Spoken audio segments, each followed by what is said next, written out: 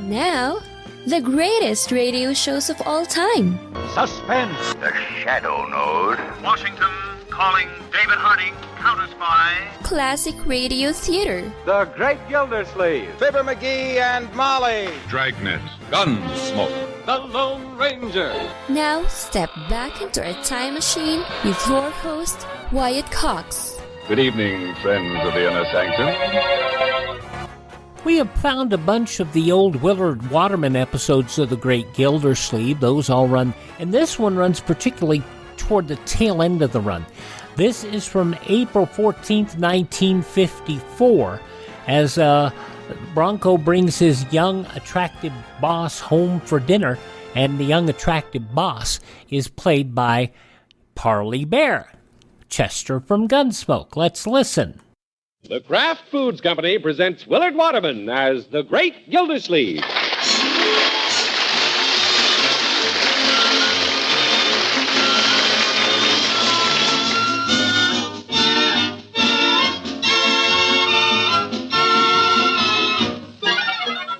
The Great Gildersleeve is brought to you, transcribed by the Kraft Foods Company.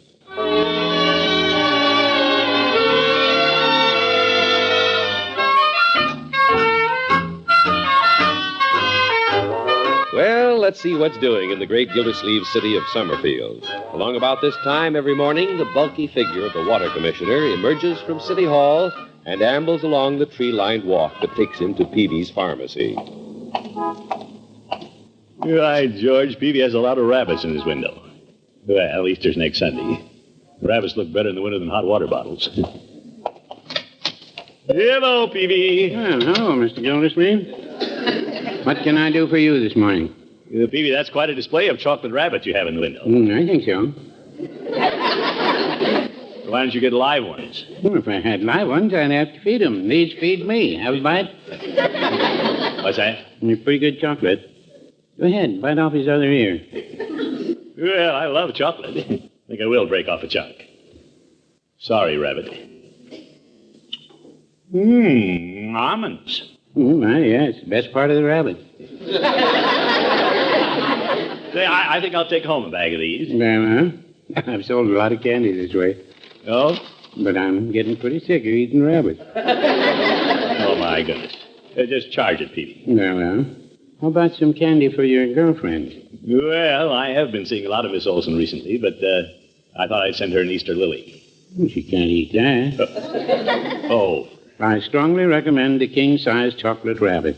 You might say, take a bunny to your honey. No. I'm going to take candy. I'll take something elegant like chocolate-covered cherries. Very well. Say, isn't that your niece's husband out front? Yeah, that's Bronco looking over your rabbit display. Well, I'm not going to need another one if he comes in here. Hello, Mr. Peavy. Well, hello, Bronco. Bronco, how are you, my boy? Hello, Mr. Gildersleeve. Yeah, I'll take a package of gum here, Mr. Peavy. Very well. How are things going at the plant? Oh, just great. Peavy, I guess you heard Bronco's boss is sending him to Paris as branch manager. Yes. Yeah, my boss is a great guy. Yeah, I'd like to do something real nice for him. Care to take him a chocolate rabbit? Oh, Mr. Peavy, you're kidding. Bronco, have you ever entertained your boss? Oh, I couldn't entertain Mr. Hammond. He's a big shot. He lives out at the country club. What could I do to entertain him? Well, you might invite him out to the house to meet the little family. Those fellows enjoy a little home cooking, don't they, Peavy? I do. I'd put Mrs. Peavy up against the country club any time. No, I don't know. I don't think I should invite him over. He might think it's a little dull. No, Bronco, you are making a mistake. You could have an interesting little dinner party. You can invite me. Well... And I can invite Miss Olson. Her accent would give the party kind of a classy flavor. And I could bring Mrs. Peavy. What's that? She used to play the musical song. Oh, my goodness. Peavy, I'm serious. Well, Mrs. Peavy used to be serious about the musical song. She nearly got a tryout with Major Bowles. Yes. Now, I don't think Marge could handle such a big dinner party. Well, I was only joking, Bronco. Mrs. Peavy's out of town anyway. Well, Marjorie could get Bertie to help her. Yeah, I'd be glad to come. I've entertained the mayor. Well, I would like to know the boss socially. You just invite him and leave everything to me. Well, this is very nice of you, Mr. Gildersleeve. Oh, should Marjorie call Miss Olson? Yeah, I'll take care of that. Yes, sir. Mr. Hammond will enjoy an evening like that, won't he, Peavy? If Miss Olson's there, he'll enjoy the evening all right. Well, that's why I'm inviting her.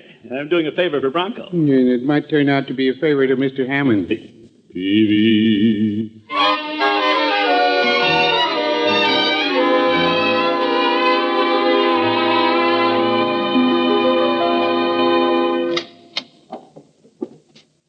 That you, Miss Gildersleeve? Yes, Bertie, I'm home. I thought that was you. Bertie, can you leave the kitchen a minute? Yes, sir. I don't think that stew's gonna miss me. Stu? Bertie, how'd you like to cook for Mr. Dudley Hammond? Uh-oh, you mean I'm fired? We don't have to have stew tonight. No, you're not fired. We can never get along without you. I know that, but somebody might think they can. No, indeed. What I have in mind is you might like to help Marjorie with her dinner party. Oh, I'd like that.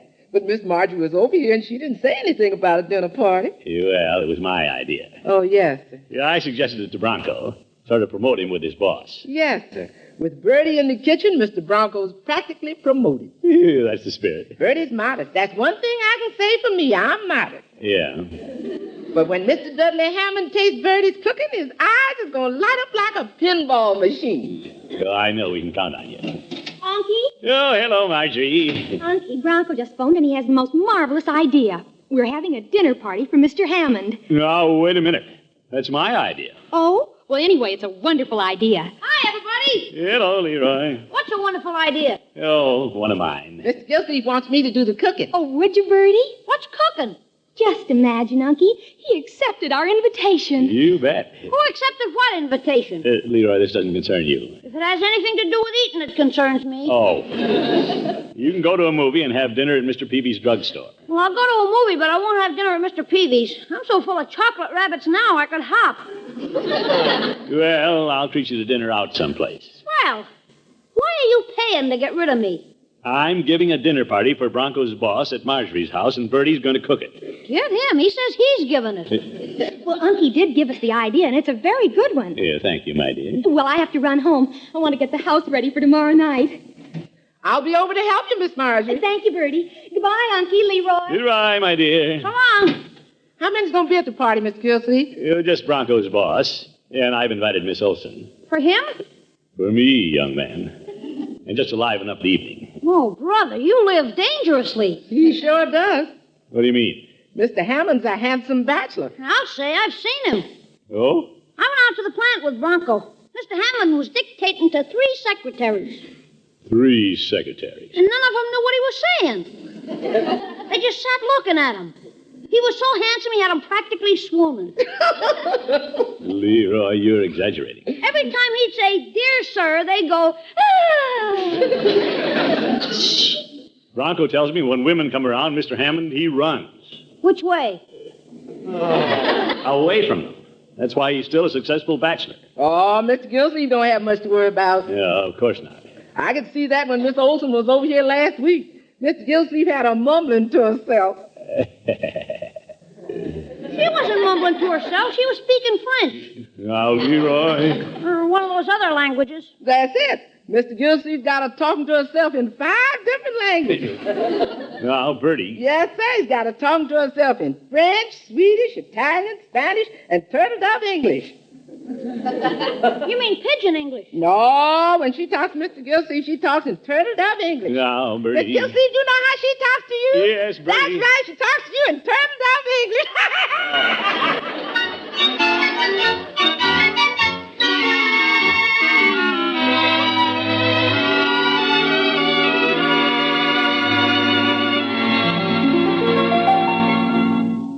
Marjorie, your table looks very pretty.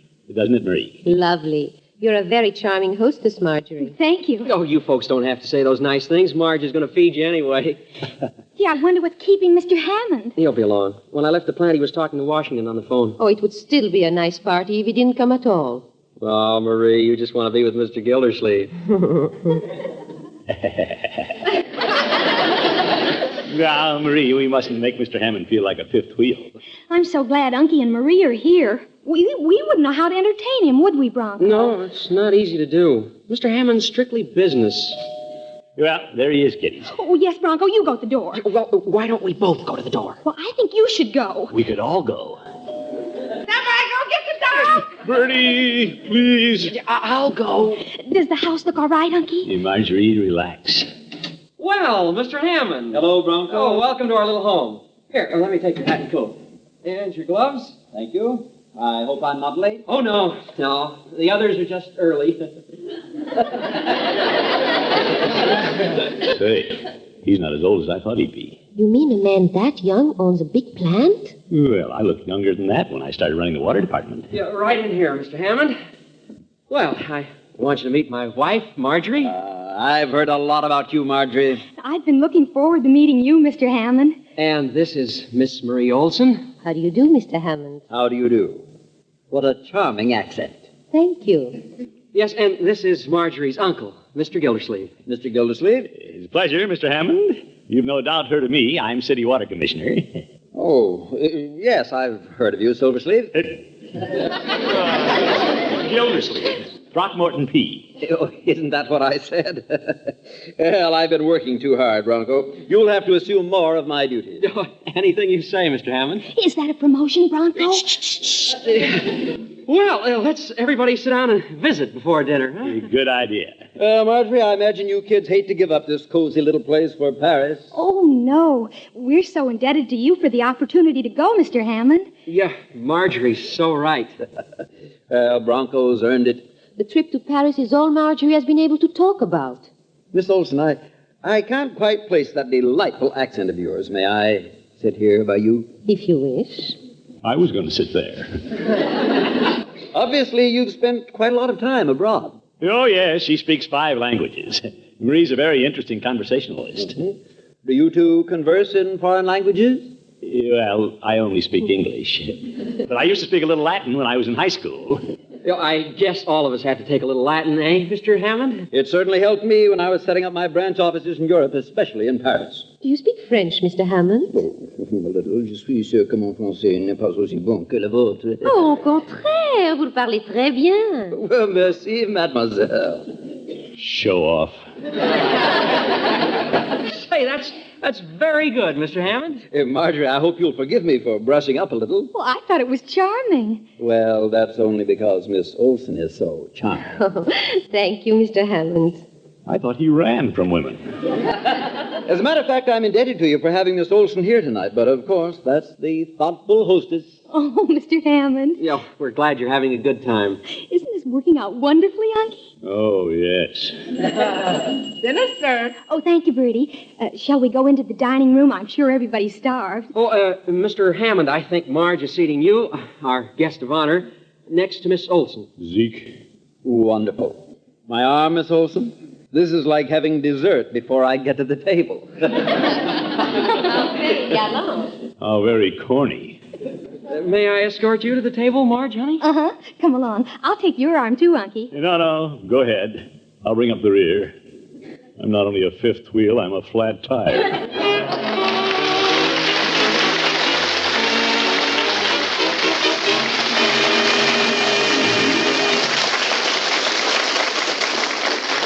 The Great Gildersleeve will be back in just a minute.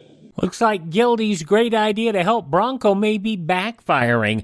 From April 14th, 1954, The Great Gildersleeve on Classic Radio Theater with Wyatt Cox. Hi, this is Kyle Horvath with the White Pine County Tourism and Recreation Board. If you want to get away from the big cities and get back to nature this summer, give us a call at 775-289-3720 or visit us online at elinevada.net. There's so much to do and see I can't mention it in 30 seconds, but check out our website and you'll see what Nevada is really all about. elinevada.net or follow us on Facebook or Instagram. Give us a call at 775-289-3720 or visit us online at elinevada.net. I've had to live around smokers all my life, and I don't smoke. And so it always bothered me. And it was something I got used to, but I don't have to get used to it anymore. Because in my home, I now have an Eden Pure Thunderstorm air purifier. It uses Oxy technology. It destroys viruses, odors, mold, and more. And people all over the nation say these work. I didn't know it was going to work, but it does. The best part about these air purifiers is they have no filters to replace, and they don't take up counter space. You just plug the whole filter into the wall, and it works. Now, I'm going to tell you how you can save a bunch of money on an Eden Pure Thunderstorm 3-pack. Whole home protection, 3 units under $200. Go to EdenPureDeals.com. That's EdenPureDeals.com. Use my promo code Classic3. You'll save $200 and shipping is free. Now on Classic Radio Theater with Wyatt Cox, more of The Great Gildersleeve, April 14th, 1954.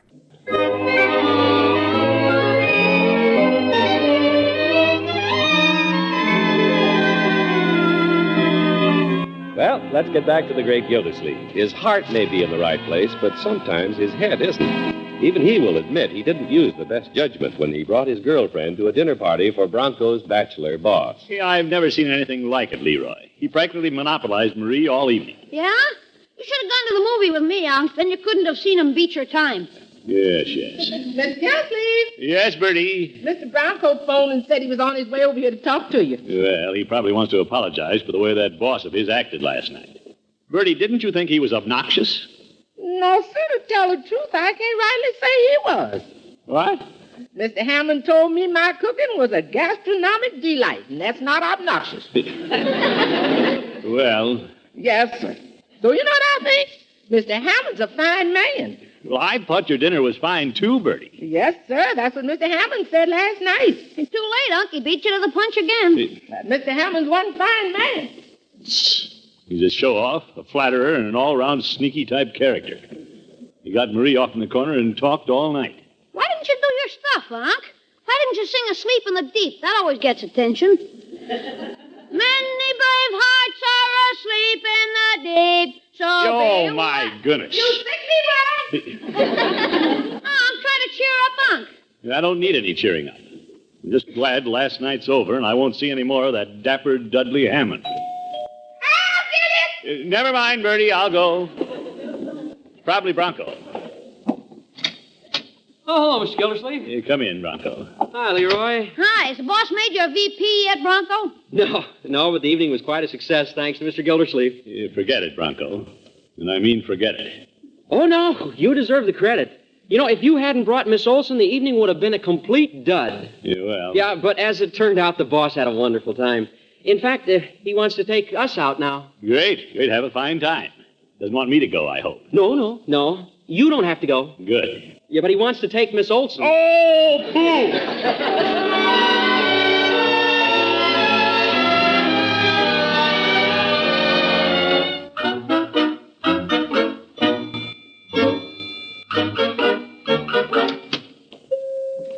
Hello, Peavy. Yeah, hello, Mr. Gildersleeve.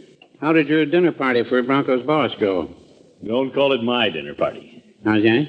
That Dudley Hammond had the time of his life with my girl. My. He wants to take her out again tonight. Well, I won't say I told you so. All right, don't. But I did. No, I can't do a thing about it, Peavy. No, you've already done it. What I mean is, I can't jeopardize Bronco's job at the plant by punching his boss in the nose. Oh, my, no. And you don't want to jeopardize your nose either. Peavy, I could lick him with one hand tied. Well, it'd have to be his hand. I've seen Mr. Hammond, and he didn't get his shoulders at a tailor shop. Now, wait a minute. Why don't I call Marie and just suggest she not go out with Hammond? If the refusal came from Marie, he couldn't blame Bronco. Mr. Gildersleeve, if you worked as hard in the water business as you do keeping up with your girls, you'd soon own Niagara Falls. Just let me have the phone, Peavy. Very well. I'll cut off his water. Sure, Marie hasn't given him a second thought anyway. Hello? Marie? Oh, yes, Dudley. Dudley! Now, see here. This is Throckmorton. Oh, I'm sorry, Throckmorton.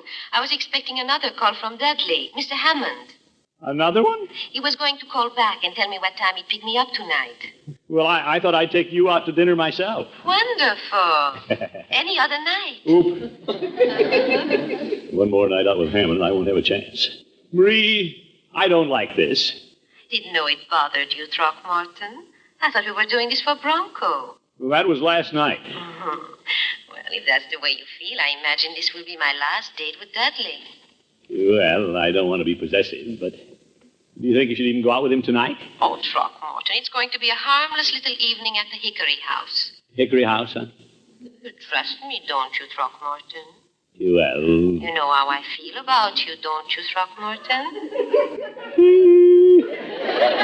I guess I do. You didn't tell the young lady goodbye. I didn't have to. The way she's talking, it's hello again. Okay. Peavy, I just got an idea. Mrs. Peavy's out of town. Why don't you go with me to the Hickory House for dinner? Well, it's nice of you to invite me. I haven't been out with anybody but Mrs. Peavy for 35 years. Yeah, no kidding. I want somebody to come with me so it won't look obvious when I take the booth right next to them. You're going to sit right next to them? You bet. This is Hammond's last stand, and I'm going to be sitting there like Sitting Bull.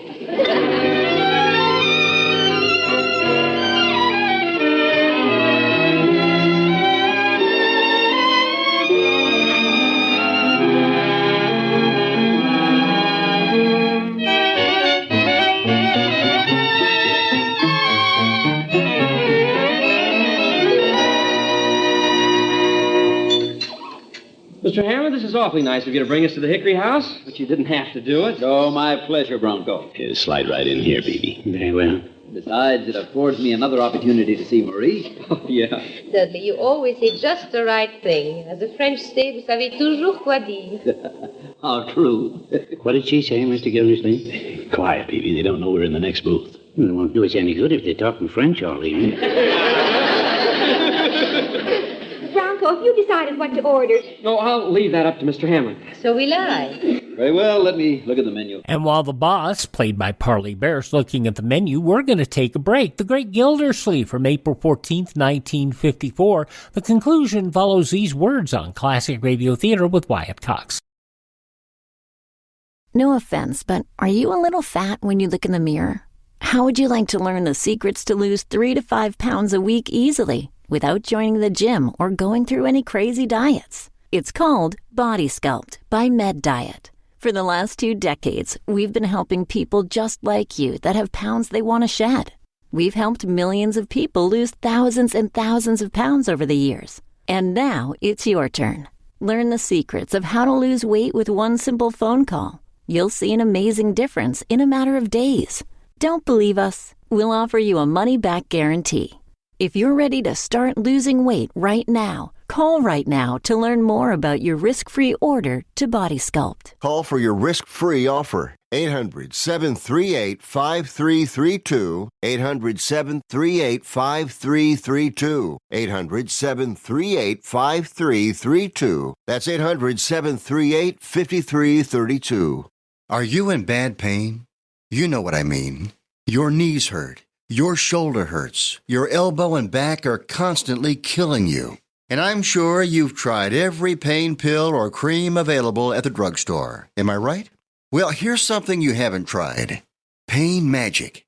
Pain Magic is not available at any drugstore. The only place you can get it is by calling the special toll-free number I'm about to give you. And to make things even better, call right now and find out about our buy one, get one free offer. We're so confident it'll work for you that we offer a free bottle with your purchase. No prescription required. Call now to learn how you can get Pain Magic and get rid of your pain. Remember, your results may vary. 800-492-8164.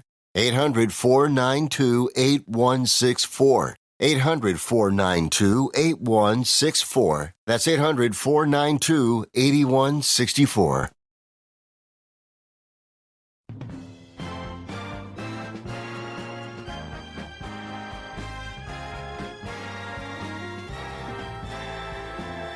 Classic Radio Theater with Wyatt Cox on your favorite station. The conclusion of The Great Gildersleeve from April 14th, 1954.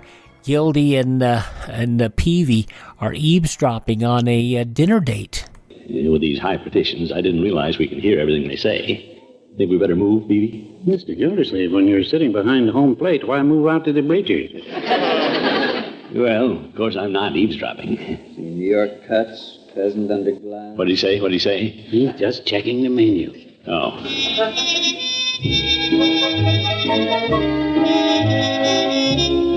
Well, there's the music, Marge.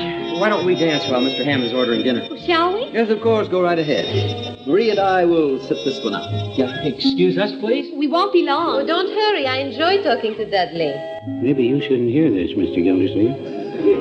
Eat your shrimp cocktail, Peavy. It cost me $1. You didn't care about dancing, did you, Marie? No, I really want to talk to you. I know it's early in our acquaintance, but perhaps we should be candid about things. Oh, boy. Here it comes. She's going to tell him he doesn't have a chance. I don't understand, Marie. Good shrimp cocktail.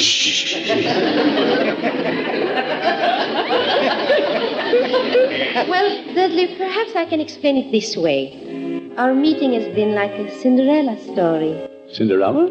I, the little immigrant girl, meet a big business tycoon.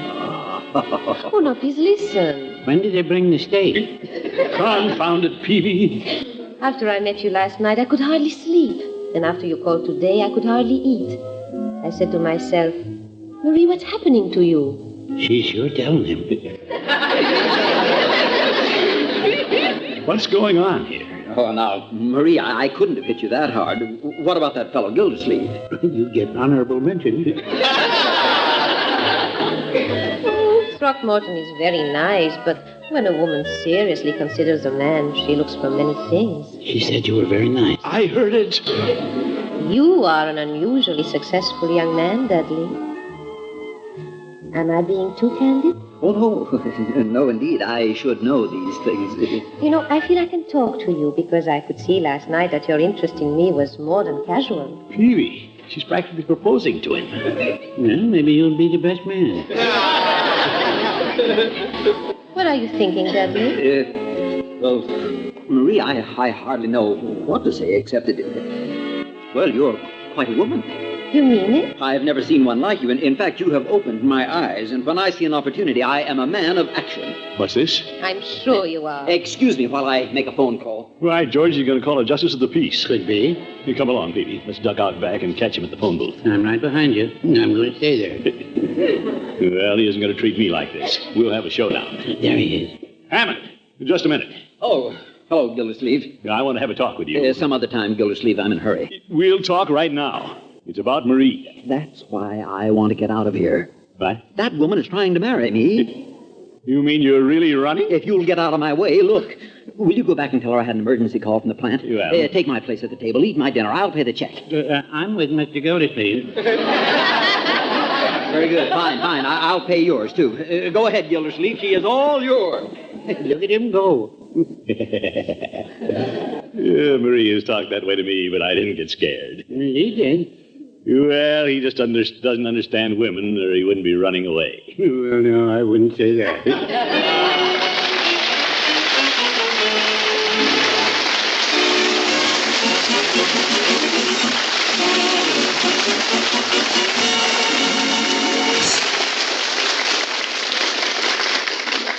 Mr. Gildersleeve? Yes, Bronco? I think I should tell you it wasn't Miss Olson's idea to play up to the boss. Oh? No. I suggested she start talking about marriage. I knew he'd run. Well, thanks for doing me the favor. Frankly, I didn't care for your boss. And I'm glad I won't be seeing any more of him. Oh? You don't like Mr. Hammond? Well, excuse me, Bronco. Hello? Mr. Gildersleeve, this is Mr. Peavy. Oh, hello, Peavy. Mrs. Peavy wants to thank you for entertaining me while she was out of town. Oh, not at all. Marie and I were glad you didn't rush home. Well, Mrs. Peavy would like to have you two for dinner. Oh, Marie and me? Well, she didn't pay for my dinner. We want you and Mr. Hammond. Oh, for... Good night, folks.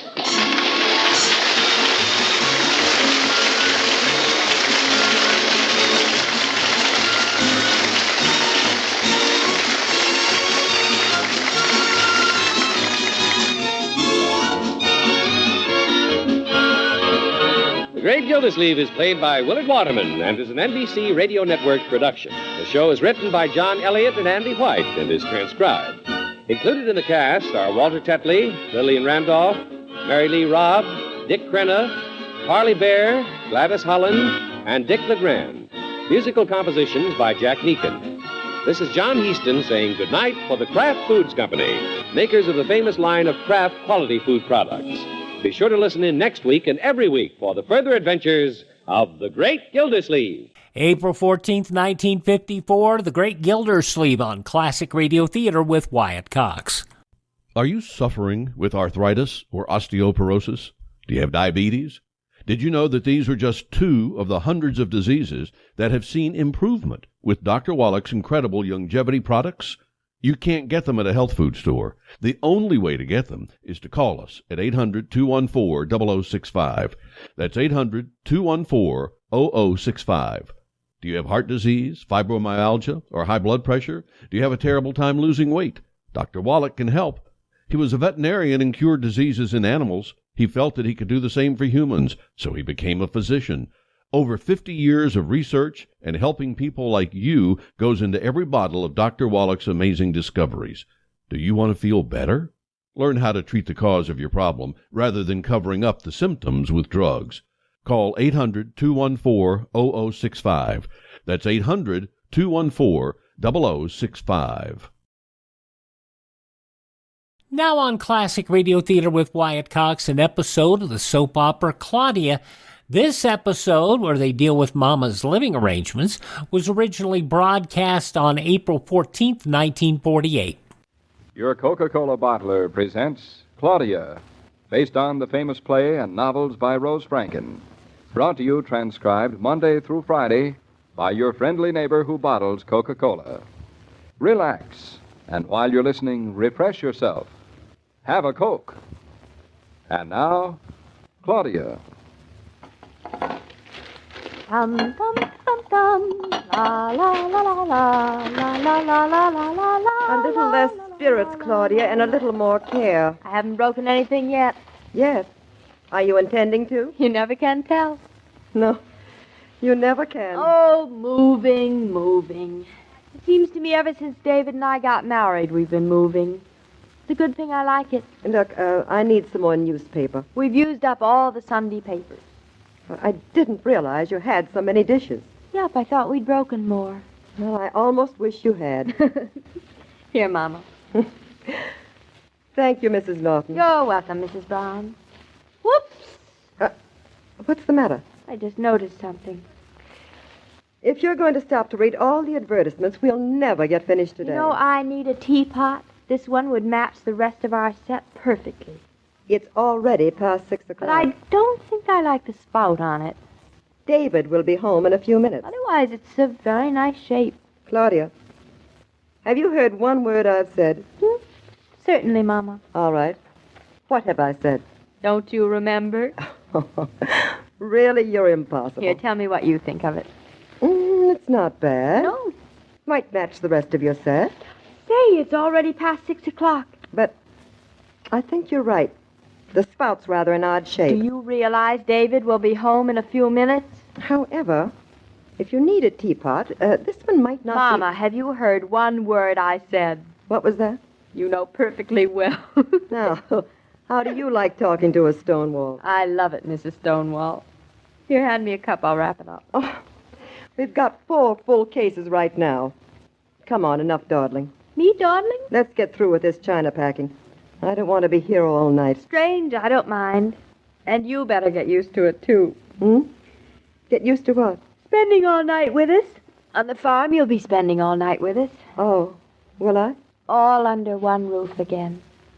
Under one roof? Well, how many do you think we have? Of course, I realize that David is a marvelous architect. But even so, Mama, sorry, only one roof. Well, that's too bad, because one roof's not enough for me. It isn't? No, it isn't. Since when? Oh, since a long time.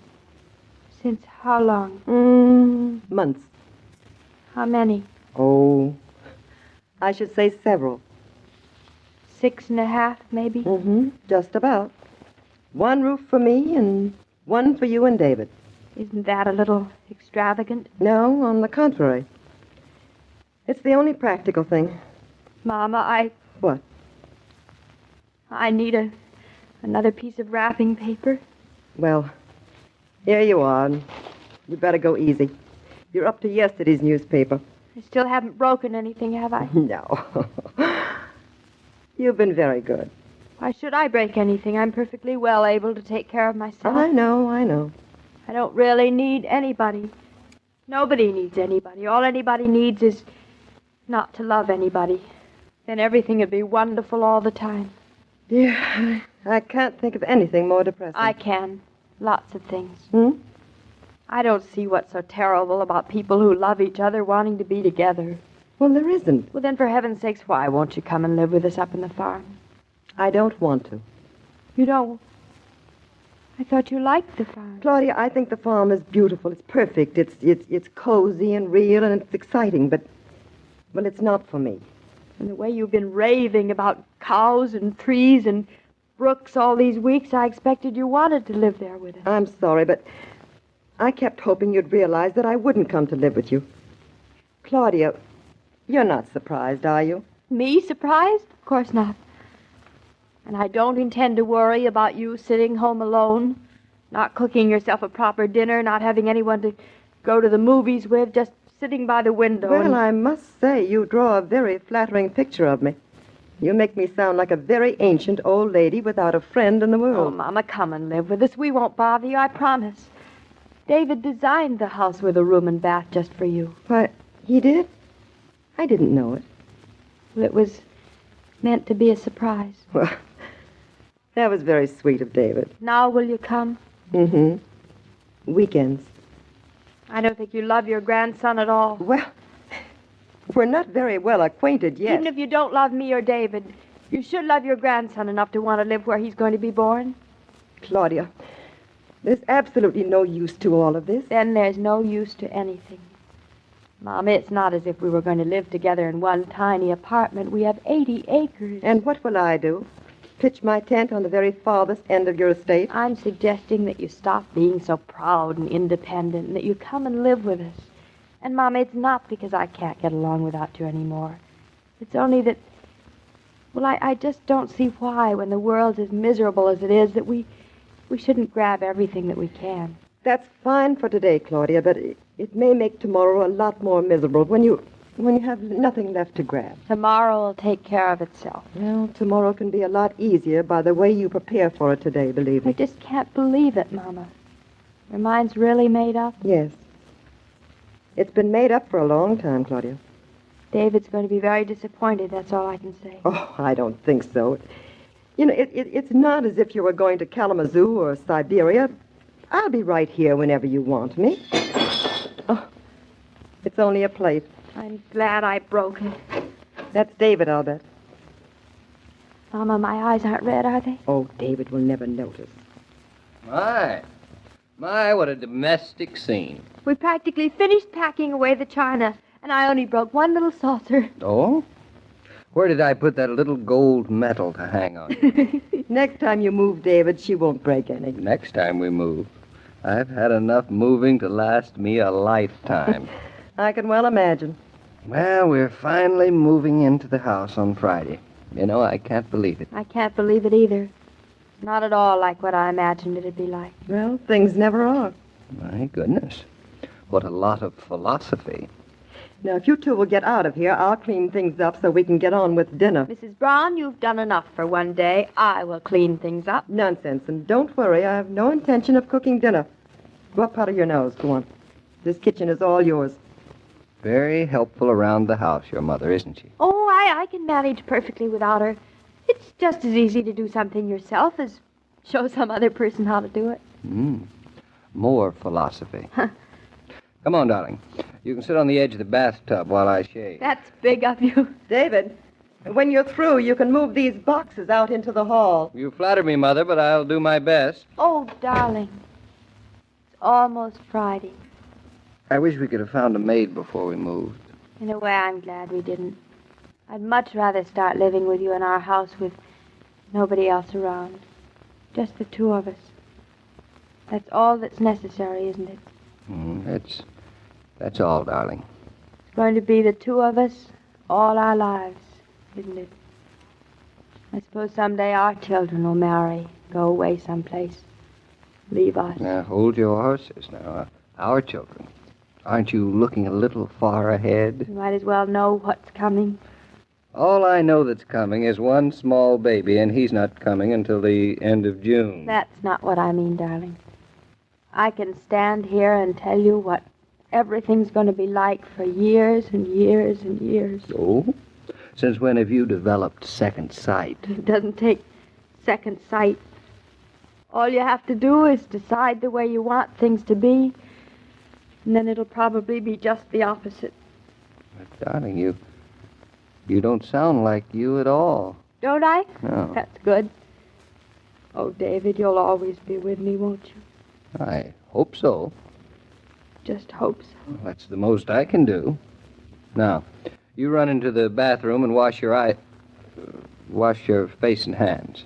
Aren't you going to shave? Of course I'm going to shave, but I'm thirsty. I think I'll go in the kitchen and get a glass of water. Well, be quick about it. Yes, ma'am. Mother, come out from behind those cups and saucers. I want to talk to you. Well, now what? Claudia's washing. She won't hear us. Oh, then she told you. No, she didn't say anything. Oh. Not directly, anyway. So you've decided not to move up to the farm with us, huh? Yes, that's what I've decided. Yeah, I thought so. Oh, you're as bad as Claudia. You're only moving 1 hour from New York. Only an hour, that's right, but a very big change. Well, Mother. it'll be a good change. You won't be able to get rid of me, I promise you. I'll be up every weekend. And then when the baby comes, Claudia's life will be so full. It'll work out best this way, David. You're a very generous mother, Mrs. Brown. You want to give your daughter away completely, don't you? Yes, but she's not my daughter anymore. She's your wife, and she's going to be your son's mother. Claudia's going to have her hands full, isn't she? These next few months, I mean. Getting the house settled and then the baby. I wish we could have found a maid before we moved in. Well, the busier she is at first, the better. Well, Mother, I think we ought to make it as easy for Claudia as possible. I think you ought to come and live with us for a while at first until we find our bearings. David, you don't want me. This is your home. It's yours and Claudia's. It is our home. We can do with it as we like, and what we like is to have you with us. Well, I'm very flattered. Well, don't be. Why, you can even make yourself useful around the house. There'll undoubtedly be a lot of cleaning, a lot of sewing, and a lot of work to be done. I never minded work. Well, that's good. In other words, you want your mother-in-law for a maid, huh? Oh, you can call it what you like, Bridget. Oh, you're sure this is the right thing, David? Positive. Well, I won't stay very long. Just time enough to get you settled and to let Claudia get used to being a farmer's wife. You won't mind? Mind? Oh, David, I guess there's room under one roof for all of us. But it's your roof, David. I'll only borrow it for a little while, I promise. Oh, now look, I've gone and broken a cup. I guess I'm a sentimental old lady after all. So am I, and I'm proud of it. I know you're in and out of the variety store often. Grateful for the many articles so conveniently gathered at the 5 and 10 for your selection.